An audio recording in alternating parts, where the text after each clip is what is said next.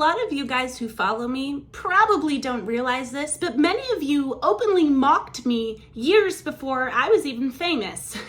But before we get into that, today's video is about paternity fraud, male contraception, a man's right to paper abortion, and a man's legal right to paternity tests. Today's video, I have an absolute disgrace of a woman who very coldly discloses to a man who has been raising her child for the last 7 years that the baby is not his. Everybody, I present Gorilla Glue Girl's twin. This video is circling the internet right now, and although I think it's opening great discussions about paternity fraud, I need to set the facts straight. 40% of the children are not the man's child. 40%. 40%. He said 40%. Somebody call and Maury. it's usually Make DNA test. So a lot of people are interpreting that as 40% of men are raising children that are not theirs. That is not the case that we know of. Here are the facts. Discovering that you are not the biological parent of a child that you thought was yours can be absolutely devastating and heartbreaking. According to research, 1 in 25 fathers may be parenting a child that they believe is theirs, but actually isn't. The true numbers around non-paternity are widely disputed because it's pretty hard to track down. Most women don't want to openly admit in studies that they did the old baby daddy switcheroo without telling anybody.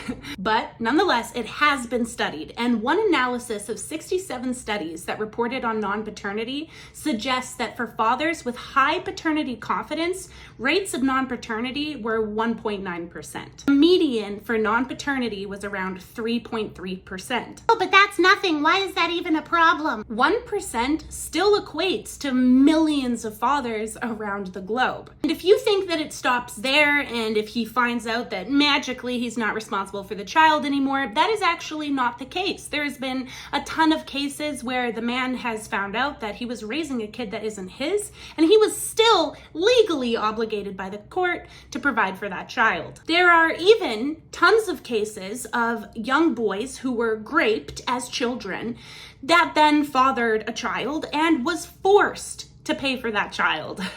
Knowledge about paternity is very important and very empowering because at the end of the day, it's about that child, and knowing 100% that that child is yours not only helps you, but it also helps your child understand where the fuck they came from. Now, before I show you the video of this grotesque woman, I really want to drive something home to the women watching. Reproductive rights is a very fundamental part of women's rights. It gives us the right over our own autonomy, and it's basically under the fundamental idea that having sex does not mean that you're consenting to being a parent. As women, most of us are protected with the morning after pill, some form of birth control, or safe haven law, which means that you can give your baby up. But after contraception, a man has absolutely no choice. And ladies, let me ask you something. How much sense does it make to make men responsible for an independent decision that we make, our body, our choice? Then should we not take responsibility? I can't even go to the puppy store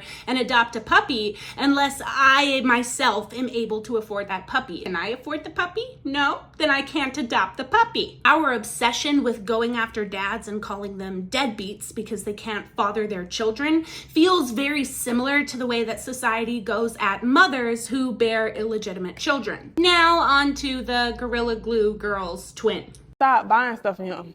Why would I buy stuff for my son? Because he's not your son. Sad to say, but he's not your son. Whoa. What the hell you mean he's not my son? He's not your son.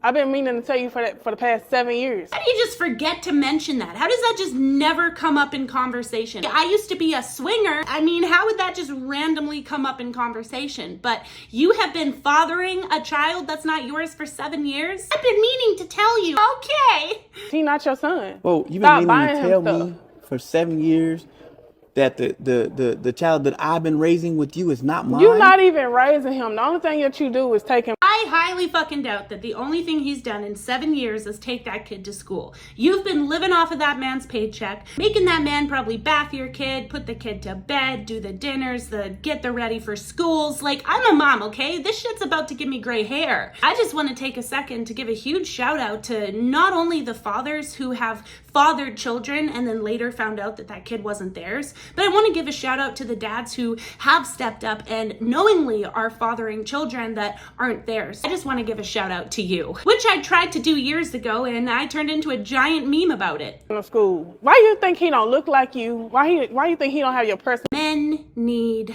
options. Reproductive rights are based off of the fundamental belief that having sex is not consenting to being a parent. Shout out to my community, by the way, because I'm pretty sure I can confidently say that this is the only men's rights community where the majority of you guys are pro-choice. Men need the right not only to contraception, they also need a right to paper abortion. Paper abortion is a father's hypothetical right to relinquish all privileges and responsibilities to a child he doesn't want, under the condition that the mother is informed early on in the pregnancy. It currently doesn't exist anywhere. However, many prominent feminists actually support this idea, which actually birthed one of my favorite quotes from, ironically, her name is Karen. Autonomous women making independent decisions about their lives should not expect men to finance their choice. Ladies, we have a million options. We can rely on the dad or government. What doesn't happen to us is we definitely do not get sent to jail because we cannot afford our children.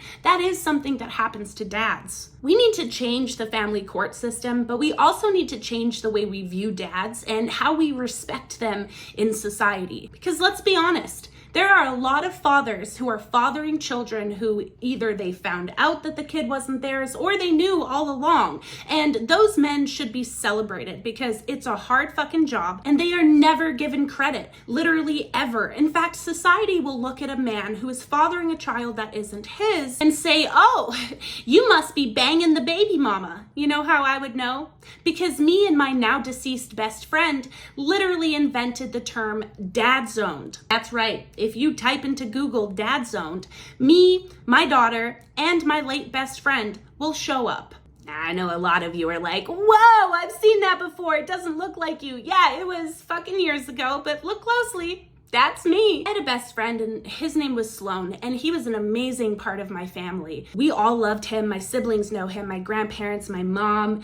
He and I dated for 1 month. It just didn't work out, and we became best friends after that. Nope, we didn't bone, we didn't kiss. I didn't use him for goddamn anything. My daughter at the time was very small, and most of you guys know that the reason why her dad isn't around is because I fled domestic violence. So here we have a young man who didn't have any children of his own.